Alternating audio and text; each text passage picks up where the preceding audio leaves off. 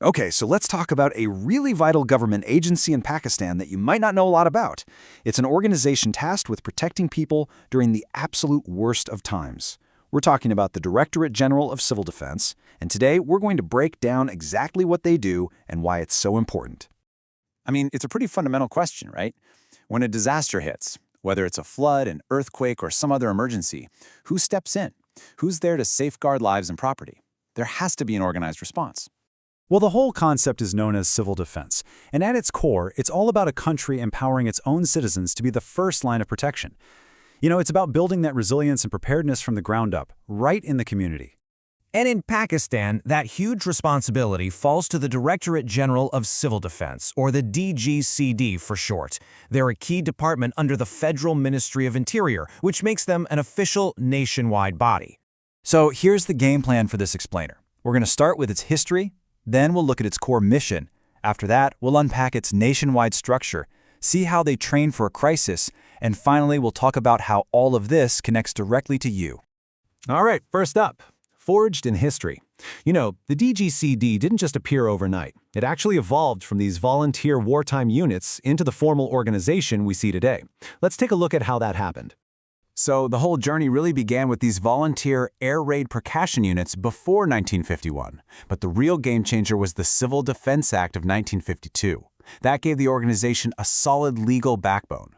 From there, it just got more and more official. They introduced service rules and even standardized uniforms, really cementing its status as a professional service. Okay, Section 2, a mission to save lives. So now that we know where they came from, what is this organization fundamentally all about? What's its core mission? What's the why that drives everything they do? Well, if you look at their official aims, they are crystal clear.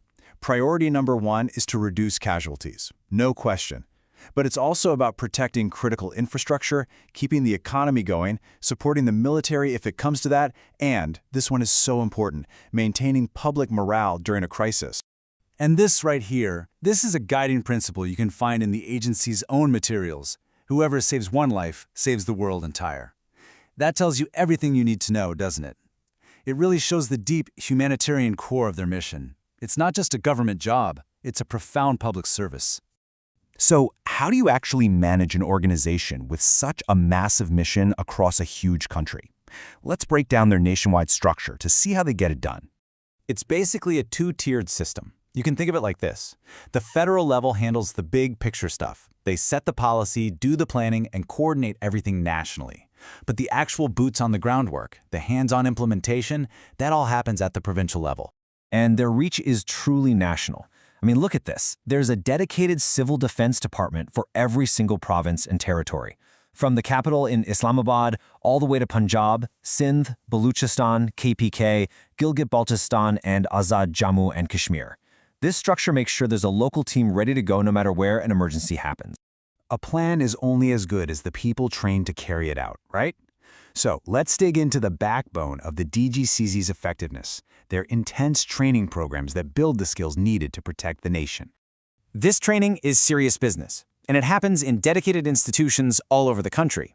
You've got specialized centers like the National Institute of Fire Technology in Islamabad and the main Civil Defense Academy in Lahore. And they're supported by other training schools in major cities like Karachi and Quetta, creating this whole national network for building expertise. And the skills they're teaching are so diverse and so practical. We're talking everything from technical firefighting and disaster management to workplace safety, even how to manage relief camps for displaced people. And of course, the absolute essential, first aid. It really prepares responders for almost any situation you can imagine. This brings us to our final section, your role in safety. Because how does all this work actually connect back to the public? How does it affect you and me? And what is our role in all of this? This is where it all becomes very real. The DGCD is actively out in the community. For example, just look at this recent initiative where they teamed up with the Capital Development Authority to bring emergency training right into schools. That's how you build a culture of preparedness. You start young. And that really brings us to our final thought here. The work that the Directorate General of Civil Defense does is obviously critical for the country, but it also shines a light back on a question for all of us. In an emergency, what is our role as civilians? Are we ready to help ourselves and to help our neighbors? It's definitely something worth thinking about.